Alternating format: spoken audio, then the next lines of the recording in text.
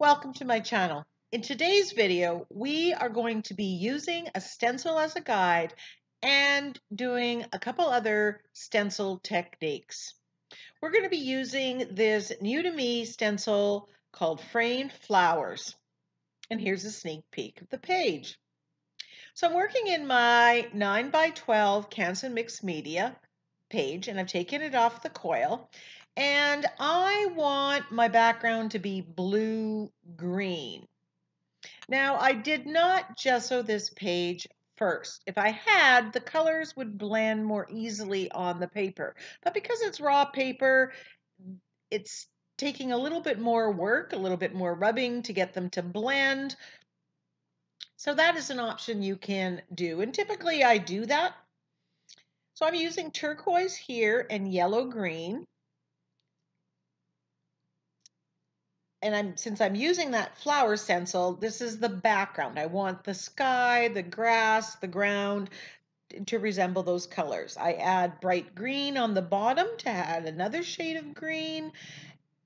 And I'll be adding ultramarine blue as well to add another tone of blue. Mixing colors on a page as the base coat is a good way of getting a lot of variation on your page in a very, very easy way. Here I'm just adding that little bit of ultramarine blue, and I really like how that's just adding some low lights onto my page.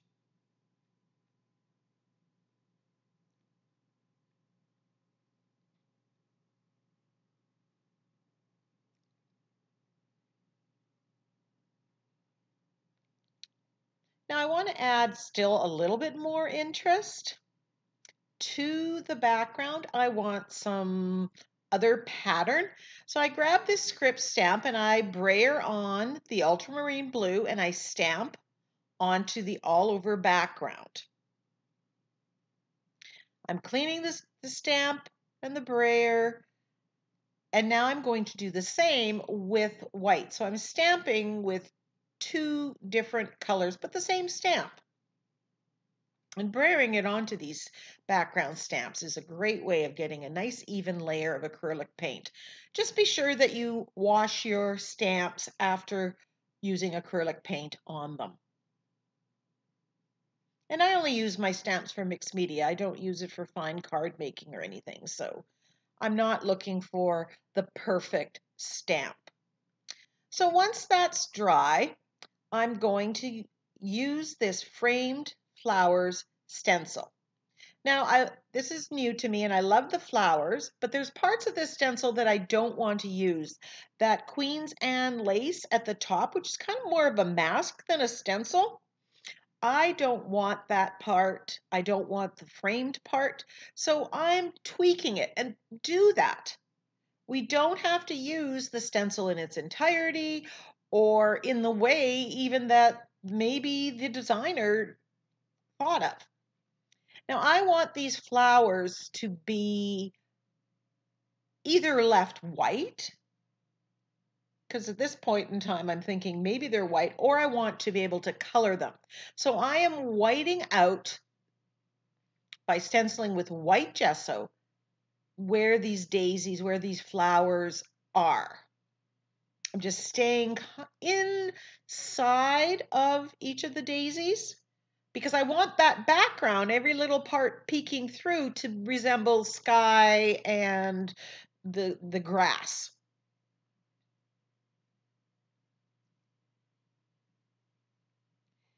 Now I go over this several times, several light coats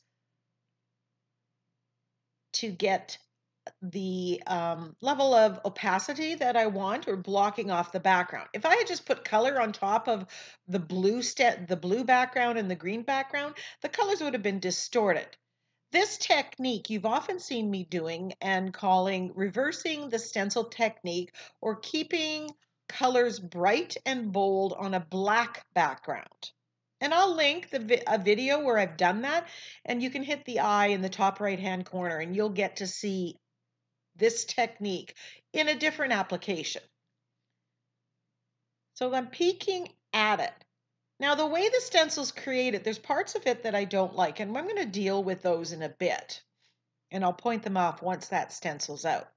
Now, I've decided that I'm not going to leave any of them white, and I'm going to go pinks and corals and yellows. So I'm using quinacridone magenta and orange here. Then on this one, I'm using Naples yellow and quinacridone magenta. And in the top one, I'm going to use orange with a little bit of alizarin crimson in it. So they're all related, and I've chosen these colors because one, I really like them, and two, they are opposite each other, opposite the blues greens that are in the background. And I know that those are going to really work together and give me a very pleasing page. I'm mixing paints in different shades of these colors in different ways to get a lot of variation, highlights, lowlights on these flowers. I don't want it to be flat and one tone, so I'm using multiple colors with some white gesso as well. And here I'm adding the alizarin crimson in there and just changing the tone. So the stencil goes off. Now you can see where, depending how the designers designed the stencil, there's these gaps, and I don't want that. So I'm taking some white gesso and painting it out. And I'm going to over paint in a very painterly effect most of these flowers, building up the colors and even changing the shape and the design of what was. So here's where I'm using the stencil as created by the designer as a guide.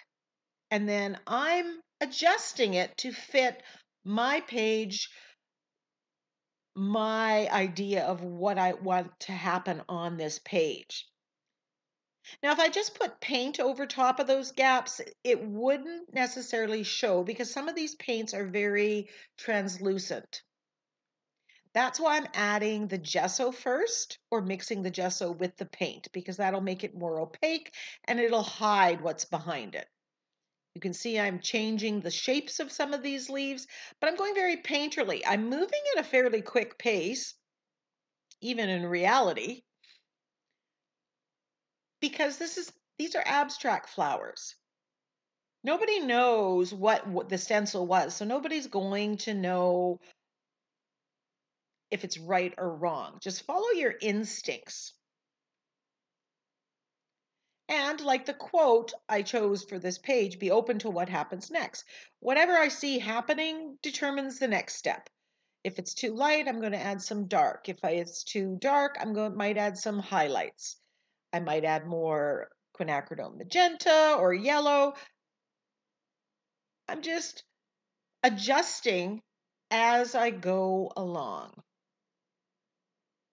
And sometimes you just need to throw that door open and experiment and just enjoy the process. I'm deepening the colors here, mixing, I've got those same colors that alizarin crimson, quinacridone magenta, the white gesso, the Naples yellow. And then I keep going back, changing the petal shapes a little bit just to fit my composition and what looks good to me, because at the end of the day, that's what we have.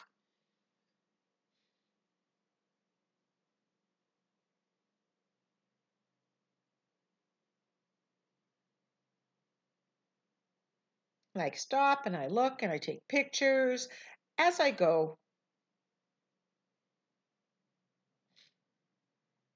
Painted out the centers with some cadmium yellow and maple or white yellow and white gesso.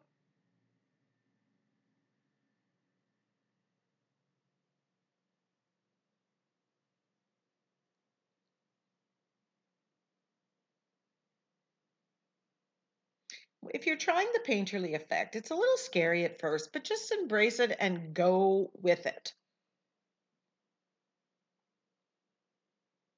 Don't overthink it.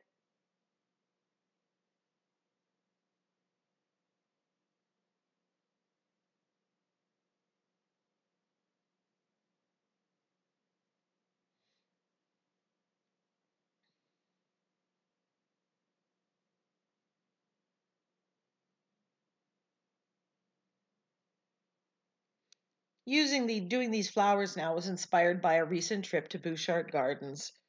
They had the dahlias and some of the fall blooming flowers. And these were the colors that they were.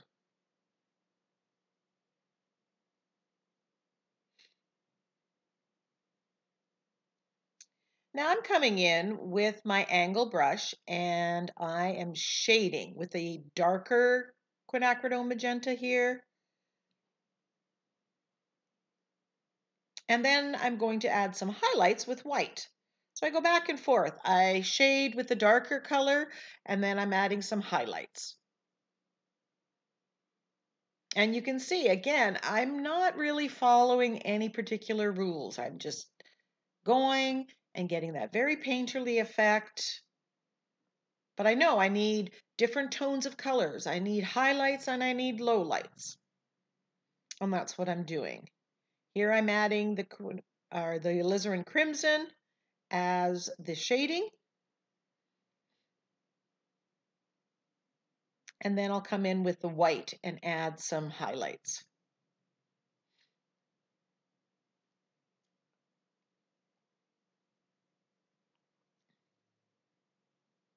And I'm very far from precise. And if you struggle with wanting it so perfect, just tell yourself to go faster and faster. After all, it's just paper and paint.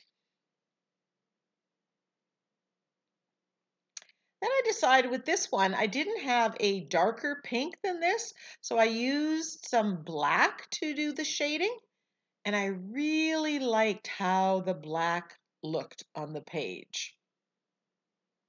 It's adding that contrast, a little more excitement to the page. So then I add a little bit more black shading to the other two flowers that I thought I was already done. So again, be open to whatever happens next.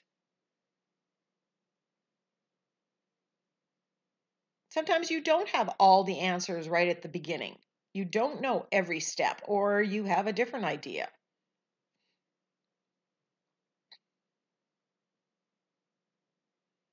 Now, if you don't like the addition of the dark shading here with the black, then that's something you can skip. Personal choice.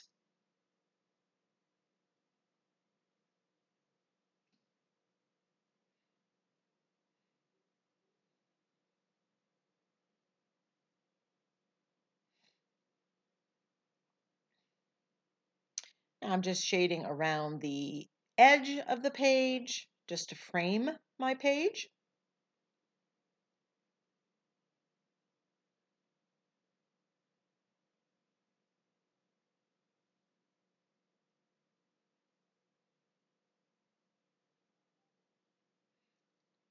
Adding highlights.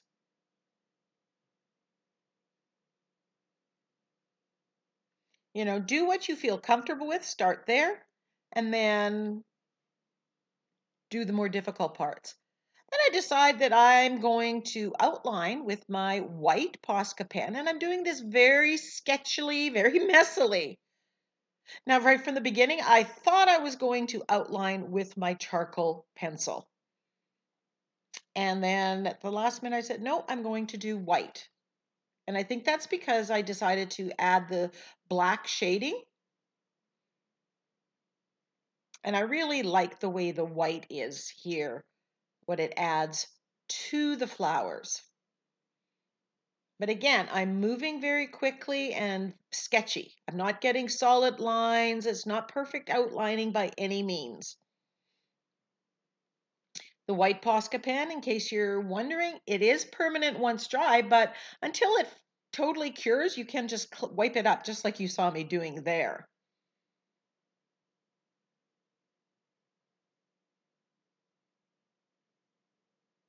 So the sketchiness kind of goes with that painterly effect. So if I put the stencil back on this, it would not be a perfect match because I've altered the design. Just adding some more highlights on here. Then I went to my change sentiment pack. And my sentiment packs, if you're looking for sentiments, are available for purchase at ninnysnapkins.com. They are digital. You can resize them.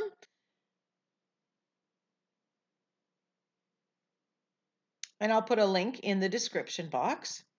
So I chose the phrase, be open to whatever comes next. Because as creators, that's what we need to do. Respond to what's happening, adjust as we go. And if it changes your plan, go with it. Gluing that down with fluid matte medium, adding a little more detail to the center of the flowers. It looked too plain.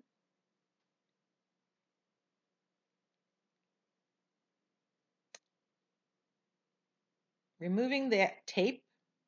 And then I decide I want to add some butterflies. The theme is change. So I use this Darkroom door. I think it's called Spread Your Wings, but I'll link it. It is available at Ninny's Napkins.